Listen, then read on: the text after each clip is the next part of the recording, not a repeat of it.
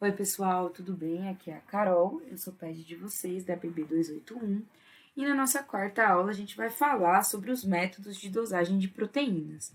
Então, nessa aula a gente vai comentar um pouquinho sobre os principais métodos de dosagem de proteínas. A gente vai falar sobre a espectrofotometria, que é o método que nos interessa, entrar no método de Bradford, que é o método que a gente vai utilizar na nossa aula prática, e entender como funciona uma curva padrão, para que ela serve e como ela se relaciona ao método de Bradford. A dosagem da concentração de proteínas em amostras, ela é um dos procedimentos mais comuns em laboratórios bioquímicos. Então, alguns exemplos são as dosagens em plasma sanguíneo ou urina com objetivo diagnóstico e as dosagens também após purificações de extratos de origem animal ou vegetal. Então, assim, ao longo de várias décadas, inúmeros pesquisadores têm se dedicado ao desenvolvimento de metodologias e procedimentos visando a determinação de proteína total em vários tipos de amostra, como a gente citou anteriormente. Então, um exemplo é o método de Quedal, que é um método clássico de análise no qual se determina a concentração de nitrogênio total após a decomposição da amostra com ácido sulfúrico. Ele é empregado como método de referência, mas apresenta como limitação o tempo longo exigido por análise e os possíveis erros nesses resultados devido à presença de nitrogênio não proteico na amostra. Outros procedimentos instrumentais também têm sido utilizados, como, por exemplo, o uso da cromatografia, a fluorimetria e a espectrofotometria, que é o nosso método de interesse. Então, os métodos espectrofotométricos, eles são os mais utilizados e hoje em dia na literatura a gente tem várias revisões que apontam para as vantagens e desvantagens desses métodos. Então, a espectrofotometria, ela é um método utilizado para medir o quanto uma substância química ela absorve luz, medindo então a intensidade quando um feixe de luz passa através da solução de amostras. Ou seja, a espectrofotometria nos diz que toda vez que eu tenho uma solução colorida, é porque esse soluto que está presente nessa solução, ele vai se comportar como um cromóforo. Ou seja, um cromóforo ele vai interagir com a luz. Dessa forma, quando a gente incide luz monocromática sobre uma solução que contém um cromóforo, parte dessa radiação luminosa ela vai ser absorvida. Então, assim, quanto maior a concentração de soluto nessa solução, maior vai ser essa absorção. O princípio básico da espectrofotometria é que cada composto ele absorve ou transmite luz em uma certa amplitude de comprimento de onda. Assim, essa medida ela também pode ser usada para medir a quantidade de uma substância química conhecida. Então, o conhecimento da absorção de luz pela matéria é a forma mais usual de se determinar a concentração de compostos presentes em solução, porque todo composto químico ele absorve, transmite ou reflete luz em um determinado comprimento de onda. Então, por exemplo, a cor de uma solução ela vai estar relacionada ao seu comprimento de onda complementar ao apresentado. Eu acho que todo mundo já ouviu falar que, por exemplo, uma solução ela só é branca ou ela aparece como branca porque ela transmite luzes de todas as cores. E já uma solução, a gente enxerga ela como preta porque ela absorve as luzes de todas as cores. Então, finalmente, um outro exemplo, uma solução ela é verde quando ela vai absorver luz vermelha e transmitir luz verde, que é a composição do amarelo e o azul, denominada de cor complementar. Então, aqui nessa tabela, a gente tem as cores complementares, a cor absorvida e o comprimento de onda relacionada com cada uma delas. Então, por meio da espectrofotometria, é possível realizar a medição da intensidade da luz em um comprimento de onda, sendo que os componentes de uma solução eles podem ser identificados por seus espectros característicos ao ultravioleta, visível ou ao infravermelho. Então, na prática, a quantidade de luz absorvida ou transmitida ela vai ser proporcional à concentração da substância em solução. Então, vai funcionar como uma impressão digital. Então, a gente saber exatamente a cor absorvida nos permite identificar e quantificar materiais diferentes. Existem mais dois conceitos que são importantes, então, da gente ter claro dentro da espectrofotometria, que é o conceito de transmitância e absorbância. Então, a transmitância, ela exprime a fração da energia luminosa que consegue atravessar uma determinada espessura de um material sem ser absorvida, ou seja, é a capacidade de transmitir luz. Já a absorbância, ela vai exprimir a fração de energia luminosa que é absorvida por uma determinada espessura de um material, ou seja, representa a capacidade de absorver luz. Então, dessa forma, a absorbância de uma solução, ela está relacionada com a transmitância. Então, quando a absorbância de uma solução aumenta, essa transmitância diminui. O espectrofotômetro, então, ele é um equipamento que consegue medir a intensidade dessa absorção e vai dar esse valor chamado de absorbância. Além disso, ele é capaz de produzir luz monocromática, ou seja, luz em um determinado comprimento de onda, e capaz de detectar uma forma sensível a quantidade de luz absorvida por uma amostra a um dado comprimento de onda. Em geral, um espectrofotômetro ele vai apresentar uma fonte de luz estável, ou seja, uma fonte de energia radiante, normalmente uma lâmpada incandescente, um colimador que irá suavizar e direcionar essa luz, um seletor de faixa espectral, que são os monocromatizadores, como os prismas, que está representado nessa figura, que vai selecionar, então, um comprimento de onda da luz que vai passar através da solução de teste. Então, esse prisma ele deve absorver o mínimo de luz, deve ser altamente preciso na seleção do comprimento de onda, formar um espectro puro e não deve possuir comprimentos de onda sobrepostos, como a gente vê aqui na figura, que só passa o comprimento de onda relacionado à cor amarela. Essa seleção do comprimento de onda, ela vai ser efetuada, então, através da rotação do prisma, tanto por meios mecânicos ou de forma manual.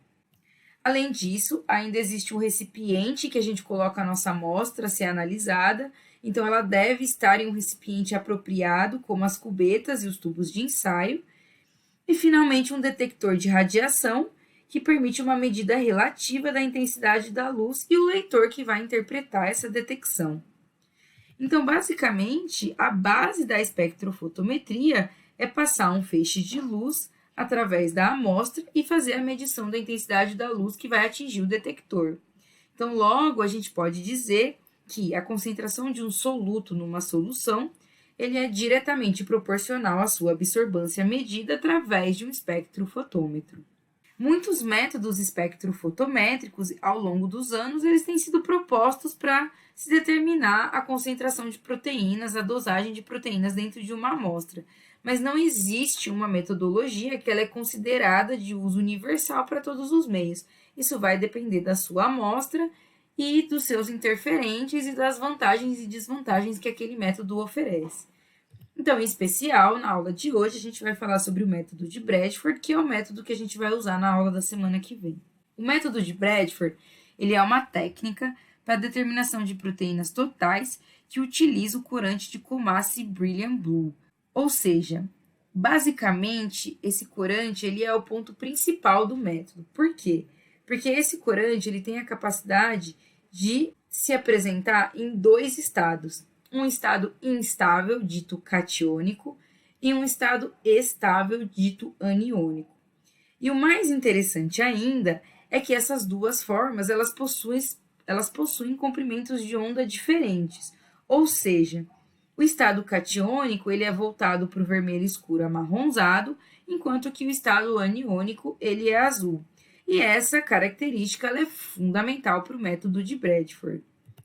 Além disso, o corante no seu estado catiônico, ele vai absorver luz no comprimento de onda de 465 nanômetros, enquanto que o corante no seu estado estável ou aniônico, ele vai absorver luz no comprimento de onda de 595 nanômetros.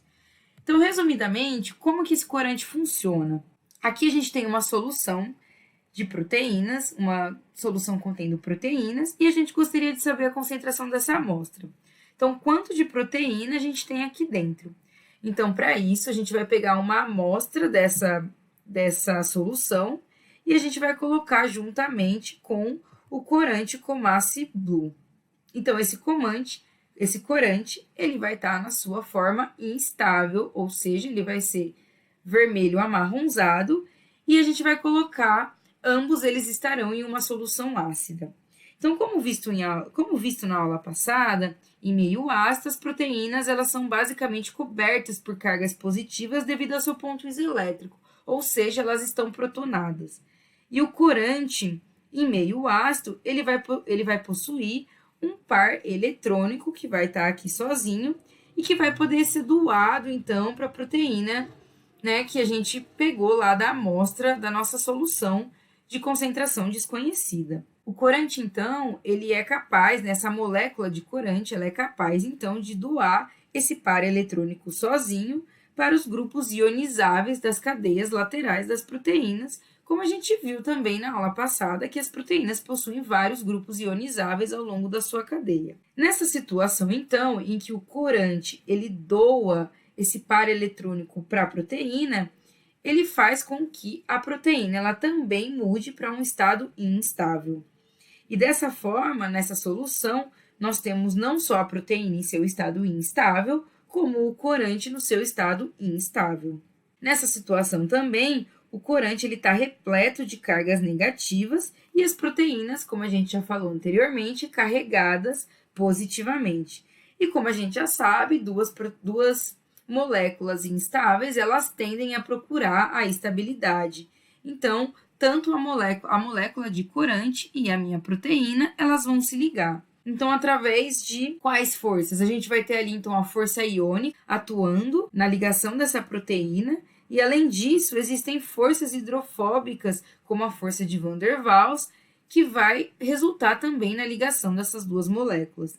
Isso ocorre porque esse corante ele tem várias regiões apolares e a proteína também tem várias regiões hidrofóbicas. Então, dessa forma, a ligação entre a proteína e o corante farão com que ambos se tornem estáveis. E como a gente falou anteriormente, esse corante, quando ele se torna estável, ele vai assumir a coloração azul.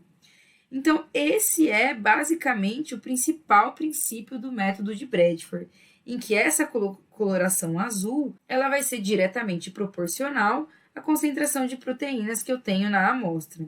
Ou seja, se uma amostra ela tem poucas proteínas, o meu tom de azul ele vai ser muito menor do que uma amostra com muitas proteínas, em que eu vou ter um azul muito mais escuro. Dessa forma, podemos dizer que o principal princípio da técnica de Bradford é: quanto mais uma solução absorve luz no comprimento de onda de 595 nanômetros, mais azul eu tenho na solução, o que significa que eu tenho mais proteína nessa minha amostra. Então, agora que a gente já sabe como o método de Bradford funciona, a gente vai tentar entender como a gente pode descobrir a concentração de proteínas de uma amostra desconhecida. Ou seja, na prática é o que a gente vai estar fazendo na aula da semana que vem. Então, a gente vai ter o lisado do intestino do cupim, com várias proteínas, e a gente vai precisar quantificar essa amostra e saber quanto de proteína a gente tem ali. Aqui entra a nossa principal questão. Como que a gente vai descobrir a concentração de uma proteína de uma amostra, a concentração de proteínas da nossa amostra, utilizando o método de Bradford? Então, pensando em tudo aquilo que a gente já falou até agora, como a gente vai saber qual concentração a absorbância dada pelo espectrofotômetro estaria relacionada? Quem vai nos responder como a gente vai relacionar a concentração com a absorbância é a curva padrão. Então, a curva padrão, ela vai corresponder à relação gráfica entre os valores de absorbância e os valores de concentração. Ou seja, ela vai ser a relação funcional do sinal observado, da absorbância, dada uma certa quantidade de analito. No nosso caso, concentração de proteínas. Então, a curva padrão, ela vai nos mostrar essa relação entre soluto e absorbância. Esse aqui é um exemplo que a gente tem de curva padrão, em que a gente tem a absorbância e a concentração em miligramas por ml. E para isso, então, para a gente obter essa curva, a gente vai precisar de uma solução de concentração conhecida, que vai ser a nossa solução padrão. Então, para a gente entender um pouco melhor como a gente monta uma curva padrão, a gente vai migrar para o Excel. Bom, então aqui a gente vai entender como a gente vai montar a nossa curva padrão. Então, para começar a construir, a gente precisa de soluções de concentrações conhecidas, que eu já coloquei aqui. Então, a gente tem uma amostra, a gente tem várias amostras de concentrações conhecidas de uma proteína, vamos falar que é a proteína albumina, e aí a gente tem, então, várias concentrações dessa proteína, e a gente precisa saber a absorbância relacionada a cada uma dessas concentrações. Então, para isso, a gente vai utilizar o método de Bradford, a gente vai colocar o corante, a gente vai utilizar o corante como a Brilliant Blue. Esses dados a gente vai colocar dentro de um espectrofotômetro que vai nos dar valores de absorbância relacionados a cada uma dessas concentrações. Então, por exemplo, vamos supor que para a absorbância de 0,5, para a concentração de 0,5, o espectrofotômetro nos deu uma absorbância de 0,232. E assim, eu vou colocar alguns valores aqui, que é valores arbitrários, que seriam o nosso resultado, por exemplo, obtido de um espectrofotômetro. Então, a partir desse conjunto de relações entre concentração e absorbância, a gente vai montar um gráfico que é a nossa curva padrão. Então, é importante, a concentração, ela é um parâmetro dado, então ela vai se comportar como o x da nossa análise, enquanto que a absorbância, ela é o y. Ou seja, em função da concentração, a gente vai ter uma medida de absorbância que vai ser o nosso y. Então, para fazer o gráfico, a gente deve selecionar essas duas colunas. A gente vai lá em inserir gráfico de dispersão. Eu vou colocar esse aqui só para vocês entenderem. Então, gráfico de dispersão com linhas suaves. A gente tem aqui, então, o nosso gráfico e esse vai ser a nossa curva padrão. Vou colocar o nome aqui, curva padrão. Então, vejam, esse gráfico, ele mostra uma relação diretamente proporcional entre a concentração, que está aqui no nosso eixo X, e a absorbância, que está no eixo Y. Ou seja, quanto maior a concentração, maior vai ser o valor de absorbância. E se a gente olhar para esses pontos no gráfico, ele aparenta uma reta, né? A nossa curva, ela tem algumas variações, mas ele basicamente é uma reta. Então, a gente precisa agora que o Excel nos mostre se essa curva, entre aspas, né? Se essa curva fosse uma reta, como ela seria. Então, o que a gente vai fazer? A gente vai clicar com o botão esquerdo em cima da curva e com o botão direito a gente vai colocar aqui adicionar linha de tendência. E quando abre aqui, o Excel ele já está reconhecendo que esse tipo de tendência ela é linear, ou seja, há uma relação linear entre o x e o y que vai ser expressa por uma equação de primeiro grau, ou seja, a equação da reta.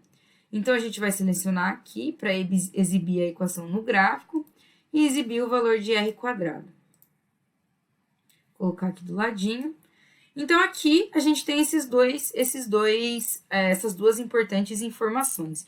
Então, o que é esse r²? Ele é um valor que vai até 1, ou seja, quanto mais próximo de 1, mais a nossa curva se assemelha a uma reta. Então, por exemplo, se eu mudar esse valor, só para vocês entenderem o que eu estou falando, para 90, por exemplo, olha o quanto a nossa curva ela se afasta de uma reta. E olha o que aconteceu com o nosso R. Ele foi para 0,07. Ou seja, um R de até 0,95, ele é um R aceitável. Porque quer dizer que essa curva que a gente tem, os nossos dados, ele está muito próximo de uma reta. E isso vai mostrar, então, que esse dado ele é confiável. E aí, agora, então, o que nos interessa é a equação da reta. Eu vou escrever ela aqui. Então, a gente tem que y, ele é igual a 0,4723x menos 0,003. Então, o que isso significa? Essa equação, então, ela está me mostrando a relação matemática entre um x, que é uma medida de concentração, e um y, que é uma medida de absorbância. E para que serve essa equação? A partir do momento que eu obtive a equação da reta de uma solução de um dado cromóforo, eu posso, tendo então uma solução de concentração desconhecida, obter a sua concentração a partir da sua medida de absorbância. Ou seja, eu posso medir no espectrofotômetro o valor da absorbância dessa solução e utilizar a equação da reta para descobrir a sua concentração. Então, por exemplo, para que a gente vai utilizar essa equação? Então, dado uma amostra X, que deu uma absorbância de 0,091, por exemplo. Então, a gente vai substituir